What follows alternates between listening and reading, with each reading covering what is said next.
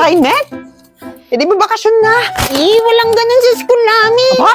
Teka, sugurin ko yung mga yan. Wag na, Nay. Madali lang naman yung assignment ko Ano eh. ba kasing assignment yan? Alamat. Alamat? Alamat mo, Nay. Alamat ko? Alamat ng chismosa. Anak naman. Sige na. Oo, chismosa ako, pero hindi ko alam yung alamat ng chismosa na yan. Nay, tingnan mo ako. Eh, ikaw ba, darling? Alam mo ba kung ano yung alamat ng chismosa? Hindi man eh. Ayaw mo ba alamat ng babaero? Uy, hindi pwede yun. Sayang. Alam na alam pa naman ni tatay yun. Nga pala, Tay. Buti nandito ka. Pinapunta ko muna yung tatay nyo dito kasi magpapasko. Tapos bagong taon dun siya sa kabit niya. Tama, anak. Basta Pasko, dito siya. Kasi wala tayong pere. Siya magbibigay sa mga magbe-bless dito sa bahay. Di ba, darling? Eh, ba't ako?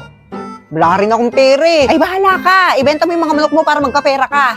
Iiwan namin sa itong bahay kasi mamamas ko kami mag-iina. Iba naman ikaw, sasama pang mamamas ko sa mga anak mo. Eh, bakit? Bawal ba? Yung mga inaanak ko, mayaman na yan sila. Kaya ako naman yung magbe-bless. Eh, di mamamas ko na rin ako. Ay, tigil-tigilan niyo muna yung Pasko-Pasko na yan.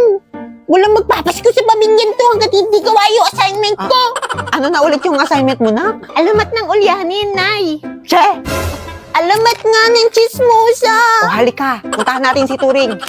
Bakit si Aling Turing? Na maraming tanong. Gusto mo magawa yung assignment mo, di ba? O halika na, kila Turing. Sige na nga.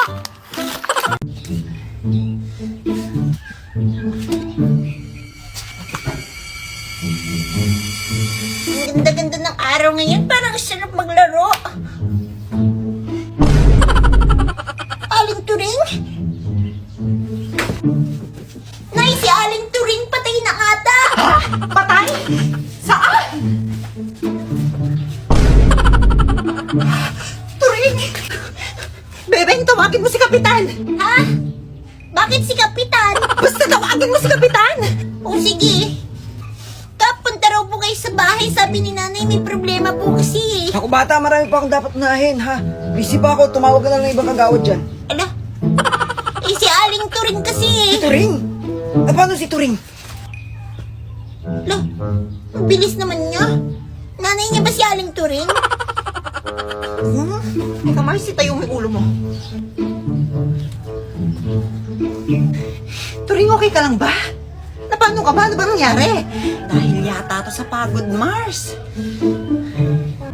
Oh, eto. Pagtubig ka muna. Salamat. Bakit ba kasi naparito ka? Maniningil sana ako ng utang, Mars. Kanino? Sa'yo. Ay, naku, Mars. Sa katapusan na lang yung akin. Ano ka ba, Mars? Katapusan na ngayon. Maawa ka naman sa akin. Pagod na ako. Bakit parang galit na galit ka? Ganyan lang naman palaging ginagawa mo. Pwes, mag-usap na lang tayo sa barangay. Sige! Ipabarangay mo ko. Na magkaalaman tayo, wala akong pakialam kahit ipa-billboard mo pa.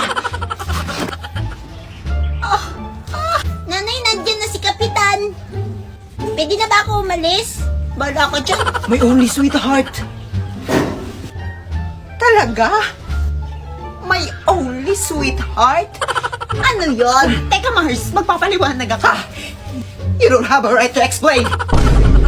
You are not allowed. Mapriso ka lang. Agoy. Sige, ganito na lang. Hindi na ako maniningil. Hindi na kita sisingilin. Basta, shh ka lang, ha? Ikaw, Kap. Anong sa atin? My only sweetheart, ha? Gusto mo bang i-text ko si Kapitana? Wag mong ipapaalam.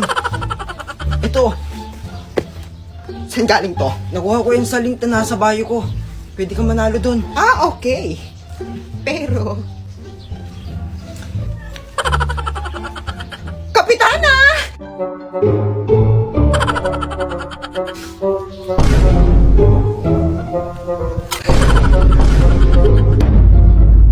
Mga anak, kailangan nating umuwi sa dati-dating bahay. Hala, di ba malayo yun? Bakit tayo uwi doon? Huwag na maraming tanong. Basta, kumapit kayo sa akin. Bilis, kapit na.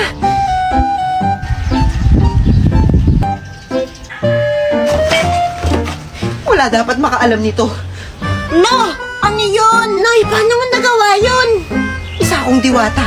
Di may lahi din kaming diwata. Oo, nak. Wow! Talaga, Nay? Ikaw hindi. May lahi kang manigno. No. malapit nyo na rin matuklasan ng mga kapangyarihan nyo. Kaya dapat maging handa kayo. Wow, exciting! Susubukan ko yan. Marites, lumabas ka dyan! Bayaran mo yung utang mo! Wala nang tao dyan. Lumipat na sila doon sa dati nilang bahay. Alam na alam ah. Ibang klase ka rin talaga, Norma. Dakila kang chismosa. Umalis ka nga. Ikaw na nga itong tinutulungan. Ikaw pa itong galit. Paano kaya nagagawa ni nanay yung teleport na yun? Subukan ko nga.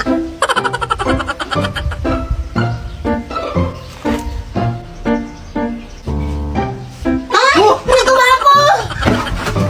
Ah! Retreat! Nawala. Takas ka ng takas sa utang mo ah. Sa akin na kung malaman mo. Teka, nasa bahay na ako ulit. Diyan ka lang. Walang kikilos ng masama. Kung ayaw masaktan. Ayun to rin. Huwag kang maingay kung gusto mo pang mabuhay. Tatawagan ko ang nanay mo.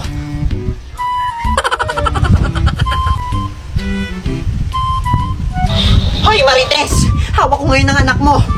Ano? Si Bebeng? Si Puday. Duday, hindi Puday. Kung ayaw mo may mangyaring masama sa kanya, bayaran mo yung utang mo. Naitulungan mo ako. O siya, sige na. Sinasayang mo yung oras ko eh. Sige, sa'yo na yun si Duda. Yan na yung bayad ko sa utang ko. Ano? Ano mang gagawin ko sa'yo?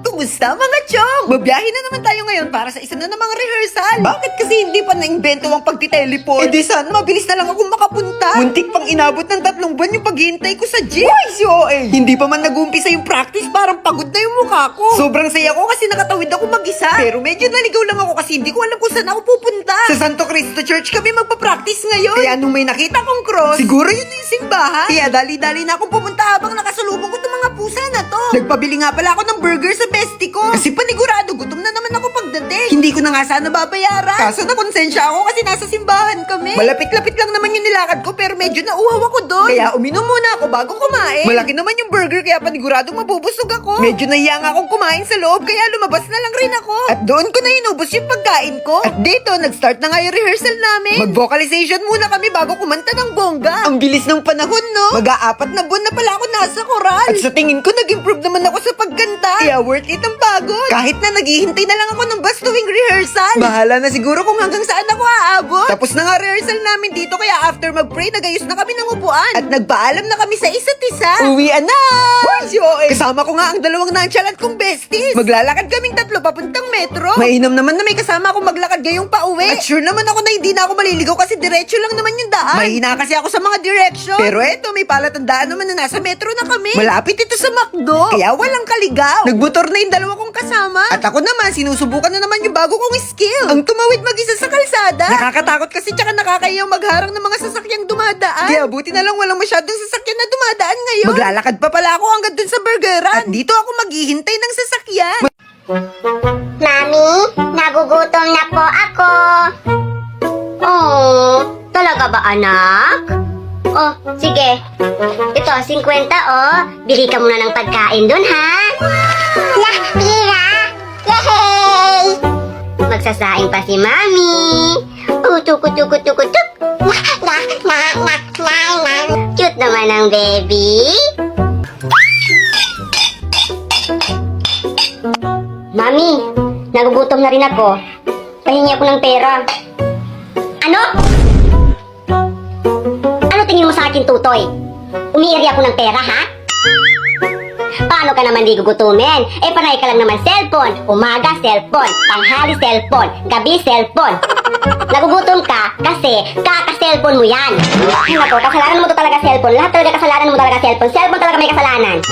Magugas ka ng plato doon. O, ito na. Thank you po. Oh my gosh, ang hirap. Hindi ko ito na-review. Ma'am, pwede po ba mag-open notes? Yes, pwede. Pwede? Oo, basta nakasarado yung mata mo, ah. Paano makikita kung nakasarado yung mata? Kala ko sinikip biro. Ma'am, tapos na po Ay, ako. ang bilis naman. Siyempre, ma'am. Tapos ka na? Oo. Ano sagot sa 31? 31? Nagkan 30 lang eh. Tanga, over 100 yan. Back to back. Di mo ba tinignan yung Oh back my page? gosh, hindi ko nasagutan yung back page, ma'am. Ma'am? Yes, Beba? Wala pong sagot sa number 13. Bonus! Bonus! Bonus! Pero ma'am, pwede naman po ilagay yung tamang sagot kapag wala sa choices, di ba? Lo, bito-bito talaga eh. Ang hirap naman ito. Hindi naman ito tinuro, di ba? Oo. Ito hindi rin ito tinuro. Pa-exam ng pa-exam, di naman nagtuturo. Dapat ina-exam natin yung buhay niya kasi yun lang naman yung tinuturo ni ma'am. Hoy, Nano, ang inay mo! Sorry. Hola, soy Dora. Pwede mo bang ituro sa akin kung ano ang tamang sagot sa number 10? Ayoko, dapat nag-review ka. Ayaw mo.